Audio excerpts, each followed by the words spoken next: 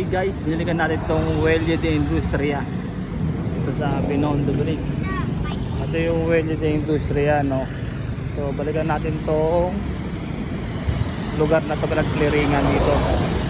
Tingnan natin kung bumalik ulit sila.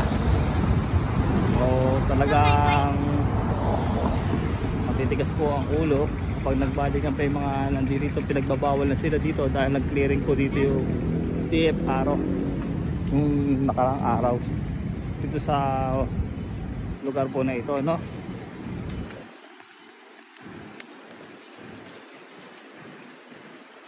Ayan, update lang natin guys ang lugar na to.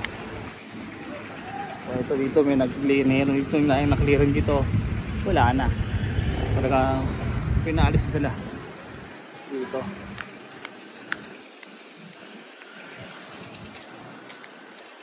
Ganda.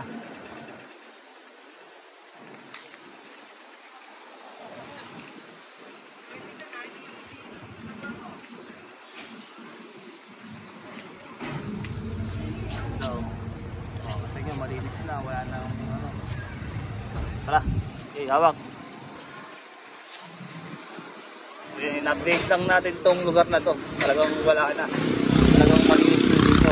Wala na mga vendor dito. Ito sa Huelva de Industria.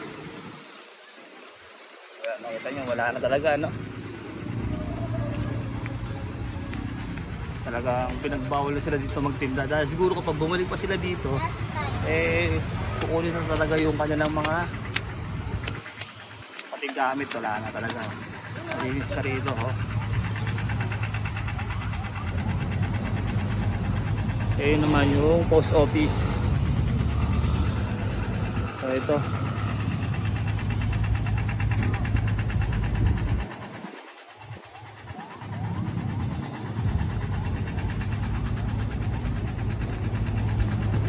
Kasi may reklamo nga dito.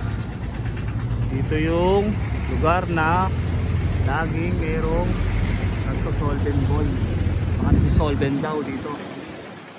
Reklamo sila na paalisin sila dito dahil dito nga siguro bumibili yung mga kabataan sa kanila na mga ganong pagpinagbabawal na ano, sinisinod pag-solvent dito. So ayan po, no? Ito po yung update natin dito sa Huelva de Industria.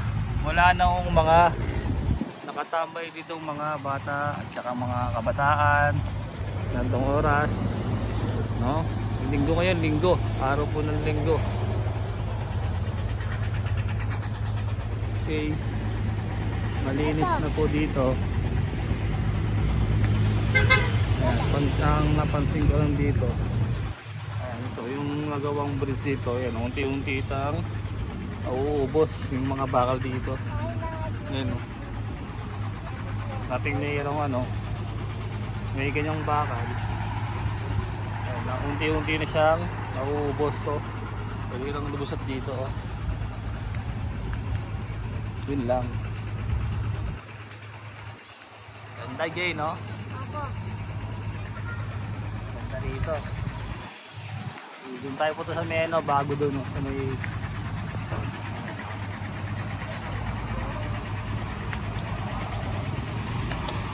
Okay, nare-diretso lang tayo, guys. So ito yung update natin ngayon dito sa Huelva de Industria.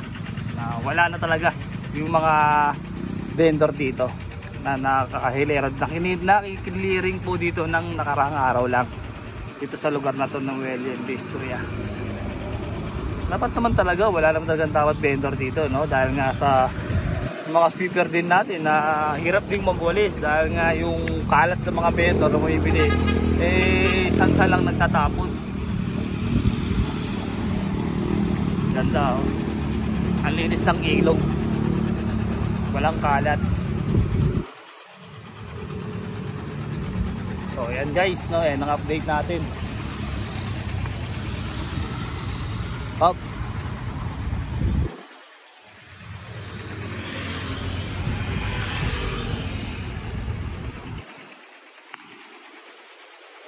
yung building na yan? Laging pinag-shootingin ni FPJ yan.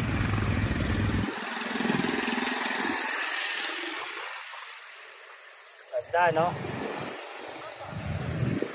Punta tayo sa may ano, sa may bagong pasyalan doon.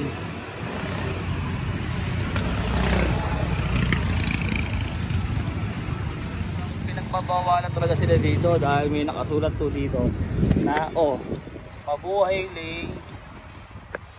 lane, no parking, no vendors allowed. Diba? Tapos po natin LG. Yan, ng Barangay 291, lungsod ng Maynila. Ayan, talagang bawal sila dyan. No parking, kaya wala nagpa-park dyan. Tapos, bawal din yung mga vendor. Kaya yan. Yun yung update natin dito yung araw na to. Punta naman tayo sa may Esplanade, no guys? Rock.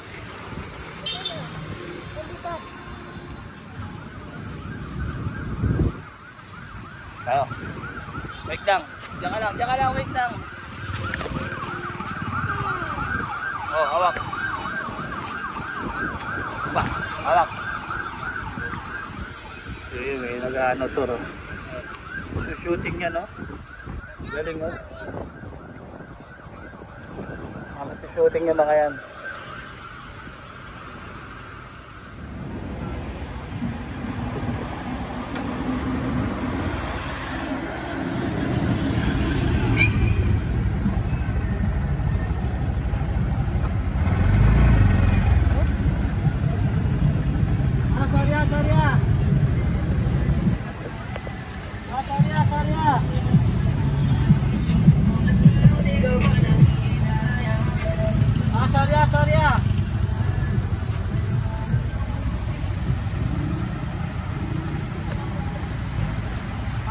Sorya. Ito sa may Binondo. Tatang naman ang pasahero. Ay, tara. Sorya. Ito yung ping na dyan, ha? Opo. Ping. Ito, dragon.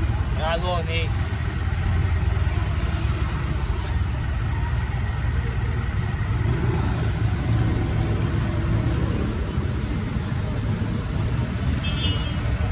Napuntahan namin, napunta kami ng Nuevo de Industrial Bridge, tapos dinaanan din namin yung Binondo Bridge, dinaanan namin Jones Bridge, tapos Esplanade, tapos may bagong siya sa mga Esplanade, no? Ang ganda, no? Nakikita nyo, yun yung mga pinuntahan namin ng EPJ, Joaquin. Pagdating sa mundo, hindi na kamalibangan. Tamahan nyo Binondo Bridge, Binondo Church. Kaya na yung pinuntahan ni PJ. Solve yung aking paglalakad. Lakad lang hanggang sa papuntang Nuevo de Industria. Tapos yun nga, yung tour namin mga anak ko tuwing linggo, yung pinupuntahan namin para mag-Manila update. Pagod man kami, sulit naman na kaya nga masyal habang lalakad kami. Alam ni PJ mga napupuntahan natin yung lugar, mga ganda. Hindi na kami sa may one muna.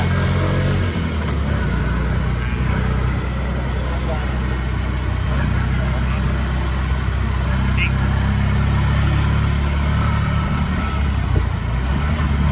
Alam ko yung tablet ko, tubig. Hindi, oh. Nakipikip pa ako sa kanya, parang sa kalasulan.